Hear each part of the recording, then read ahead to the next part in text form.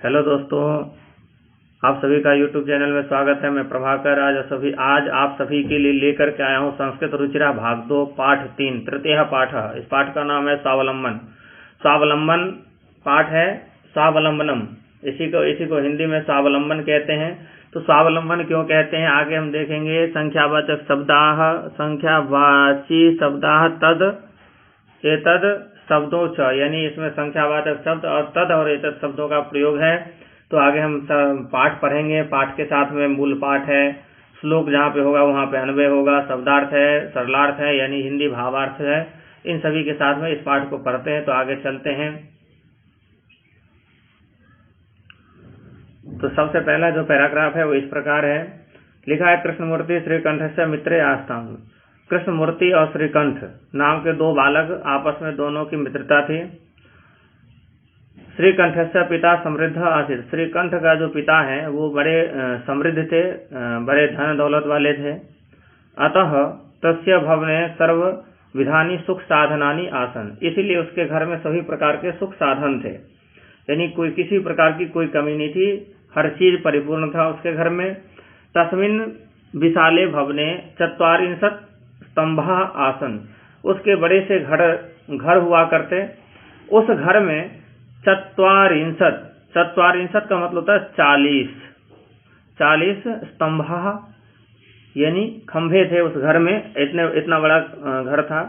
तस्य 18 प्रकोष्ठेषु 50 गवाक्षकाः। उसके 18 कमरे वाले घरों में उसके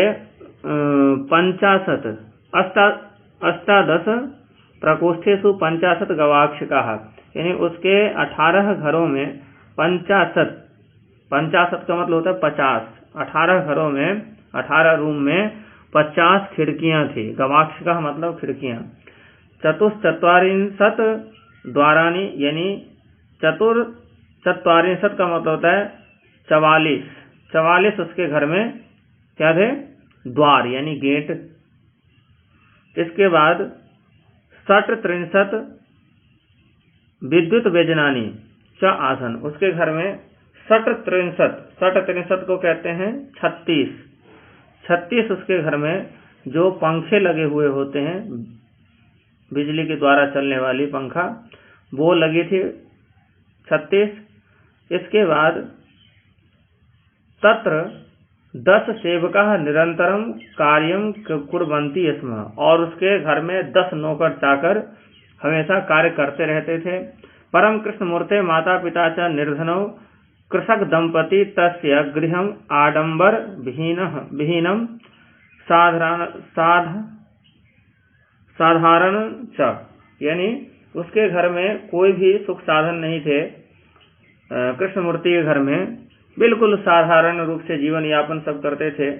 और उसके पिता कृषक दंपति यानी किसान, खेती करने वाले लोग थे। कोई भी किसी प्रकार का कोई आडंबर नहीं था, कोई सुख समृद्धि नहीं थी उनके घर में।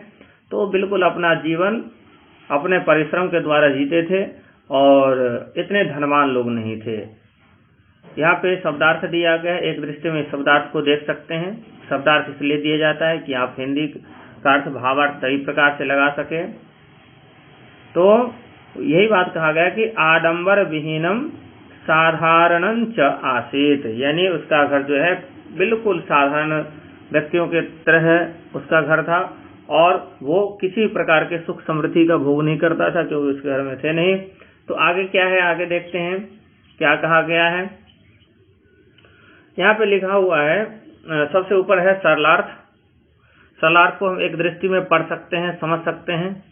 और जैसे मैंने भावार्थ बताया वही सब भावार्थ इसमें भी दिया गया, तो आप वीडियो रोक करके पढ़ सकते हैं। आगे हम बढ़ते हैं। संस्कृत का जो पैराग्राफ है दूसरा, उसके तरफ बढ़ते हैं। एकदा श्रीकंठः तेन सह प्रातः 9 वादने तस्य गृहम अगच्छत्। तेन सह यानी अपने मित्र कृष्णमूर्ति के साथ श्रीकंठ 9 बजे, सुबह में 9 बजे उसके घर गया। गृहम तस्य गृहम अगच्छत्, यानी उसके घर गया।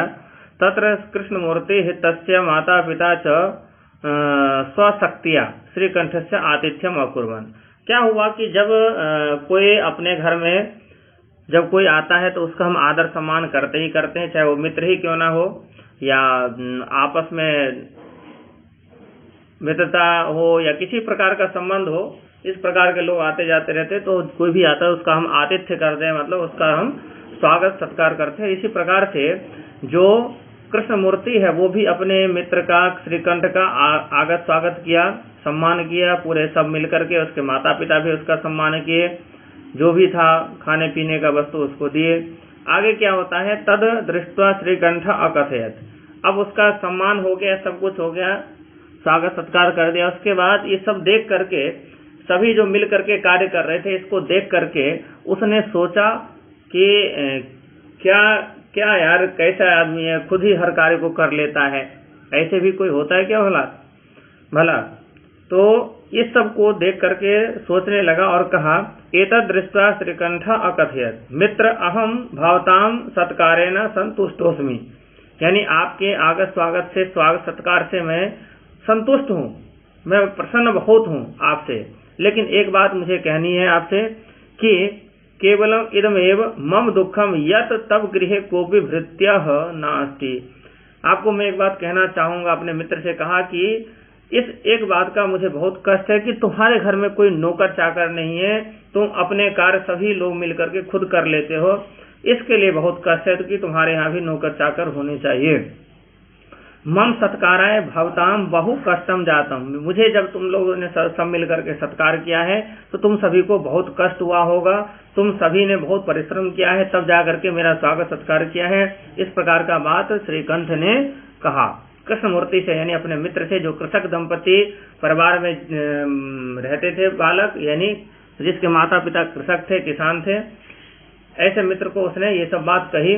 मम गृहे तो बहवः कर्मकराः सन्ति। उसने कहा कि मेरे घर में तो बहुत सारे नौकर चाकर हैं। इसी प्रकार से उसने आगे क्या जवाब दिया, कृष्ण मूर्ति ने अपने मित्र को, श्रीकंठ को क्या जवाब दिया है, अगले पैराग्राफ में देखते हैं। उससे पहले मैं आपको बता दूं कि यहाँ पे शब्दार्थ दिया गया। इस शब्दार्थ को पढ़ के और पढ़ने के साथ में हिंदी अर्थ समझ के हम इसी के सहयोग से हम इस शब्दार्थ को पढ़ करके इस पैराग्राफ को भी पढ़ सकते हैं। नीचे सरलार्थ दिया गया है, सरलार्थ भी आप सभी को एक दृष्टि में दिखा देते हैं। वीडियो रोक करके आप सरलार्थ पढ़ सकते हैं, समझ सकते हैं। तो अब हम साफ साफ इस सरलार्थ को देख सकते हैं, शब्दार्थ को देख सकते हैं। जितने भी शब्दार्थ है उन सभी का अर्थ दिया गया है, हिंदी अर्थ दिए गए हैं और साथ में सरलार्थ भी है। सरलार्थ को हम वीडियो रोक करके देख सकते हैं, पढ़ सकते हैं। आगे हम बढ़ते हैं अगले पैराग्राफ में। अगला जो पैराग्राफ है इस प्रकार से है, इसमें थोड़ा सा पेज दब रहा है, प्रिंटिंग प्रेस के कारण से दब गया है, जो भी कुछ हुआ होगा। हम इसको पढ़ के आप सभी को सुना देते हैं। यहाँ पे लिखा है, तदा कृष्णमूर्ति अवदत। उसके बाद मित्र का जवाब देने के लिए कृष्णमूर्ति ने कहा, मित्र ममापि अष्टौ कर्मकराः सन्ति। मित्र मेरे भी 8 नौकर चाकर हैं। बोले वो कौन है, मैंने तो देखा नहीं। तो उसने कहा कि तेचा द्वौ पादौ, मेरे जो 2 पैर हैं वो मेरे नौकर ही हैं। 2 हस्तौ यानी दोनों हाथ, वो भी मेरे नौकर हैं। 2 नेत्रे यानी वो दोनों नेत्र, यानी दोनों नेत्र भी यानी आंख भी मेरे नौकर हैं। 2 श्रोत्रे इति यानी दोनों जो कान हैं वो भी हमारे नौकर हैं, मेरे बस में हैं। और इंद्रिय हमेशा बस में ही होता है, इसीलिए उसने कहा कि हमारे अधीन हैं, मैं इनको जैसे चलाऊंगा ये वैसे ही चलेंगे। तो आगे कहता है, एते प्रशिक्षणम मम सहायकाः। ये जो प्रतिपल चलते हैं, एते प्रतिक्षण मम सहायकाः, ये सभी जो है प्रतिक्षण यानी हमेशा, हमेशा प्रतिपल यानी हमेशा, ये सभी मेरे अधीन रहते हैं और मेरे साथ ही रहते हैं। इसीलिए कहा गया है, आगे कहता है, किंतु तव भृत्याः सदैव सर्वत्र च उपस्थिताः भवितुम न शक्नुवन्ति। उसने कहा कि लेकिन तुम्हारे जो नौकर चाकर है वो हर जगह उपस्थित नहीं हो सकते हैं। कहीं ऐसा भी जगह होगा, कभी ऐसा भी समय आएगा कि तुम्हारे साथ तुम्हारे नौकर चाकर नहीं रहते, तो तुम्हारा काम खुद स्वयं करने पड़ते हैं तुम्हें। इसीलिए कहा गया है। आगे जो है तो उसने कहा, आगे कहता है कि तुम्हारा जो नौकर चाकर है वो तुम्हारे साथ हमेशा नहीं रहेंगे। वैसे अभी जो लॉकडाउन की स्थिति चल रही है, इस स्थिति में तो स्वयं को ही कार्य करना पड़ता है, चाहे कितने भी बड़े लोग हों। तो ऐसी स्थिति के लिए तो सही ही है ये बात।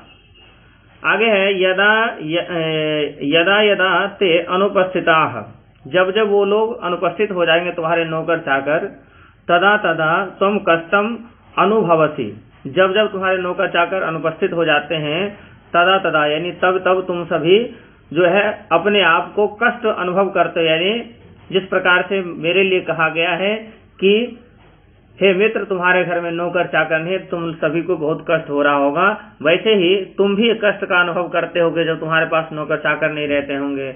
लेकिन मेरे जो अधीन ये 8 जो हमारे सहयोगी हैं, आंख कान पैर हाथ, इन सभी के लिए कहा गया, ये जो 8 हैं ये तो हमेशा मेरे साथ रहते हैं, लेकिन तुम जो है अपने नौकर के अधीन होकर के तुम हर कार्य करते, इसलिए तुम्हारे सब साथ नहीं रहते हमेशा। और आगे लिखा है स्वावलंबने तू सर्वदा सुखमेव न कदापि कष्टम। स्वावलंबन यानी अपने कार्य अपने करने से, स्वयं को करने से हमेशा सुख ही मिलता है, कभी भी कष्ट का अनुभव नहीं होता है। क्योंकि कहा भी गया है कि हम ज्यादा इच्छा रखते हैं, ज्यादा सुख की इच्छा रखते हैं तो कष्ट वहीं प्रतीत होता है, वहीं पे कष्ट होता है। इसीलिए अपना कार्य स्वयं को ही करना चाहिए। न कदापि कष्टम भवति, ऐसा करने से कभी भी कष्ट नहीं पाता है लोग। इसीलिए हम अपना कार्य अपने से कर सकते हैं, अपना कार्य अपने आप करते रहे। नौकर चाकर के अधीन होकर के व्यक्ति तो इस लॉकडाउन की स्थिति जैसे हो जाता है कि स्वयं को करने पे बड़ा कष्ट का अनुभव करता है।